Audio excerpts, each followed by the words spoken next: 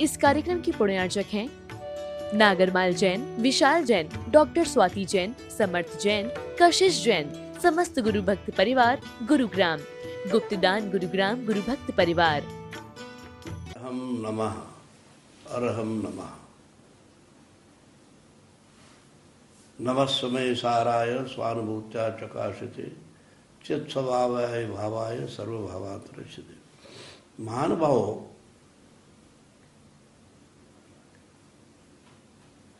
सारा ये संसार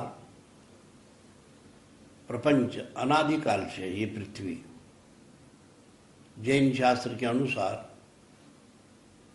काल परिवर्तन की बात करते हुए कहते हैं, ऐसा काल सुकमा सुकमा, उसके बाद सुकमा, फिर सुकमा दुखमा, फिर दुखमा सुकमा और दुखमा और दुखमा दुखमा। 6 काल है। 6 काल में तृतीय काल के अंत में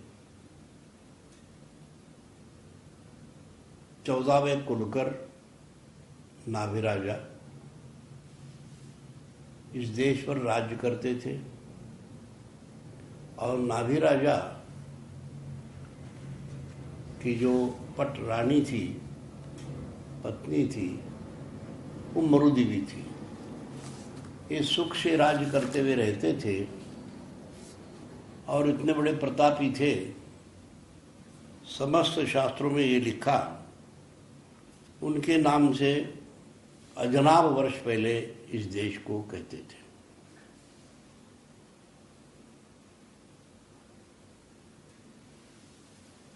इस नाभिराजा और मरुदेवी के एक पुत्र उत्पन्न, जो तीर्थंकर कहलाए,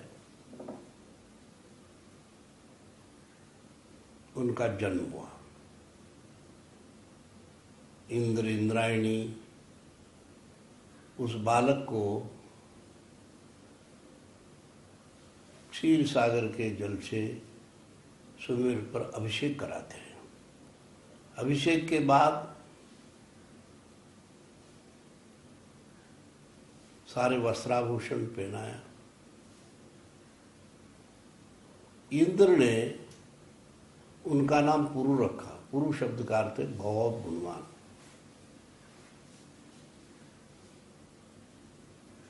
जब घर ले आए, पिता ने पालने में रखते समय वृषभ कहा। वृष शब्द का अर्थ है धर्म। इस पृथ्वी मंडल पर प्रथम त्याग, तपस्या, संस्कृति, ये सब उन्हीं की देन है। जब वो बड़े हो गए, नाभिराजा ने उनको राज्य दे दिया, मुकुट पहनाया और नाभिराजा मरुदेवी बद्रीनाथ जाकर समाधि पूर्वक शरीर छोड़ा। ऐसे ही भागवत के टीकाकार ने स्पष्ट शब्दों में लिखा है, विदितानुराग महापुर प्रकृति जनपदो राजा नाभिरात्मजम समय रक्षायाम मरुदेव्या विशालायाम प्रसन्न निपुण तपसा समाधि योगे ने महिमावान। वहाँ समाधि पूर्वक उन्होंने शरीर छोड़ा। आज भी बद्रीनाथ में जैन लोग यात्रार्थ जाते रहते हैं। नाभिराजा जब प्रजापति कहलाए, राज्य करने लगे,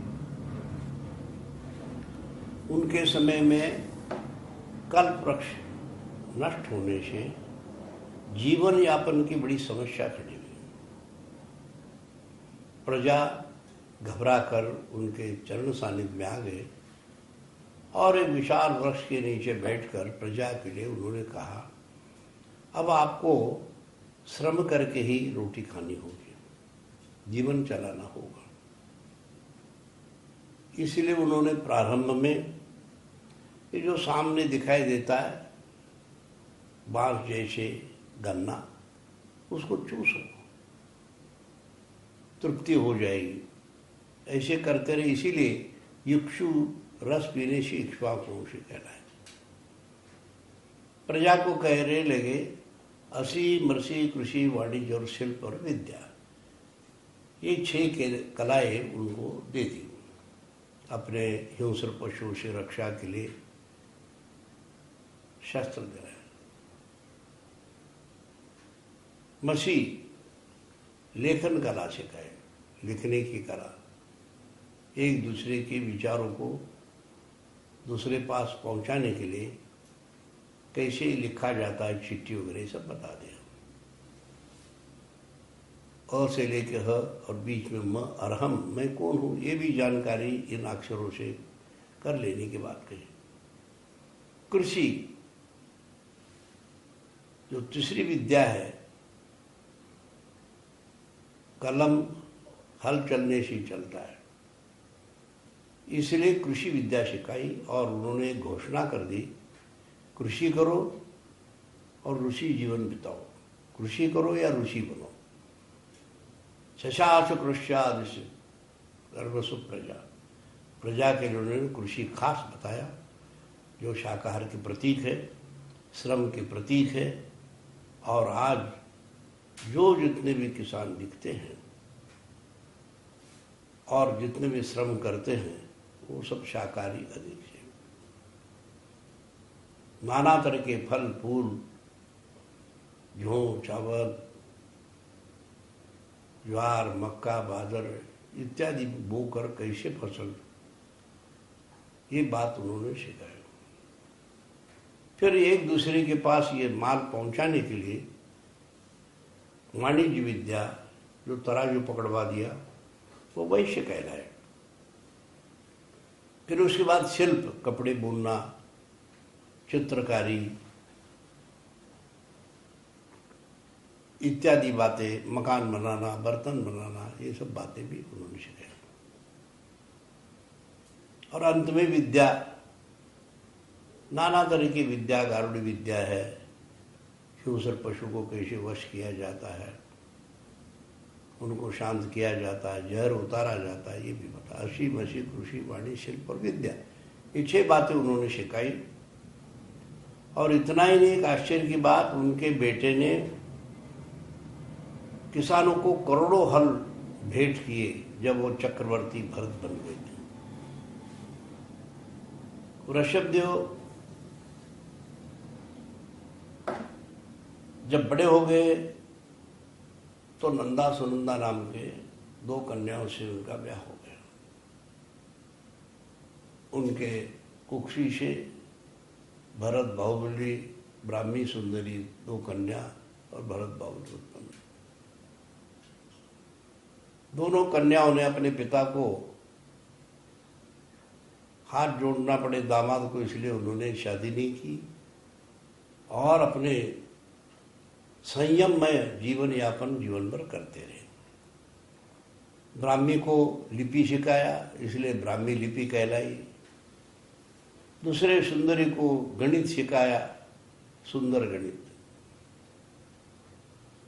महानुभाव भरत चक्रवर्ती को संगीत विद्या है और भी बहुत सी विद्या सिखाई। बाहुबली को कुश्ती खेलना इत्यादि बातें भी उनको भी कला, असल मतलब 72 कलाओं का ज्ञान कराया। आगे चल के जब उनको लगा कि अब आयु मेरी घटती जा रही है, कितने दिन राजभोग वैभव में बैठना है, इसलिए उन्होंने, सूरदास ने भी अपने काव्य में वर्णन किया है, बहुरो ऋषभ जब बड़े भये नाविराज बन को गए, ऋषभराज प्रजा सुख पायो जसता को सब जग में छायो। ऋषभराज जब वन को गए, नवसुत नवखंड रूप गए, भरत सो भरत खंड को राव करे सदाए धर्म। इसमें भरत चक्रवर्ती की जो नवी पुत्री थी कुमारी कन्या, उसके नाम से कन्याकुमारी राज्य उसको दिया, उसने शादी नहीं की थी। ऐसे वैदिक पुराणों में, स्कंद पुराण इत्यादि में लिखा है। महानुभाव सारे पृथ्वी को जीतकर भरत लोगों को सुखी बनाने के लिए एक छत्र राज्य और संगठित कर दिया और स्वतंत्रता के सत्ता भी सबको दे दी। ऋषभदेव जब छोड़ के जाने लगे राज्य को, तब एक बात कह गए थे अपने बेटों को, अपने आप को बदलो, दूसरे को बदलने के चक्कर में मत पड़ो। जो दूसरे को बदलने के लिए प्रयत्न करते हैं तो कलह का कारण बनता है। सास बहू को बदलना चाहती, बहू सास को बदलना चाहती, बेटा बाप को बदलना चाहता, बाप बेटे को बदलना चाहता है, राजा प्रजा को बदलना चाहता है, प्रजा राजा को बदलना चाहता है। इस तरह से एक दूसरे के बदलने के, अनुशासन करने के लिए प्रयत्न करने से कलह उत्पन्न होता है। इसलिए उन्होंने कहा अपने पर आत्मानुशासन, अपने पर ही शासन करो, अपने को बदलो। फिर स्वावलंबन, अपना काम आप करो, अपना काम दूसरे को मत बताओ। ये स्वावलंबन अत्यंत महत्वपूर्ण है। जैन धर्म की विशेषता ये रही, स्वावलंबन और स्वतंत्रता। और उसके बाद उन्होंने स्वतंत्रता का अर्थ है क्या खाना, क्या पहनना, क्या पढ़ना इत्यादि स्वतंत्रता है। चौथी बात उन्होंने कही स्वच्छंदता, मन माने नहीं करना जो दूसरों को भी उपद्रव हो जाए, दूसरे के अच्छे कार्य में बाधा डाले। कर्तव्य में धर्मः, धर्म की परिभाषा उन्होंने बता दिया। माता पिता के प्रति कर्तव्य, देश के प्रति कर्तव्य, संस्कृति के प्रति कर्तव्य, प्रजा के प्रति कर्तव्य, समाज के प्रति कर्तव्य।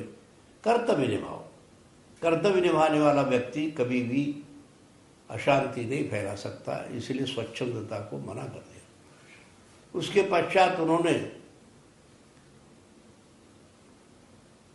बता दिया मुस्कुराते रहो, कहीं भी दुनिया में फिरो, घूमो, रहो, पर मुस्कुराते रहो।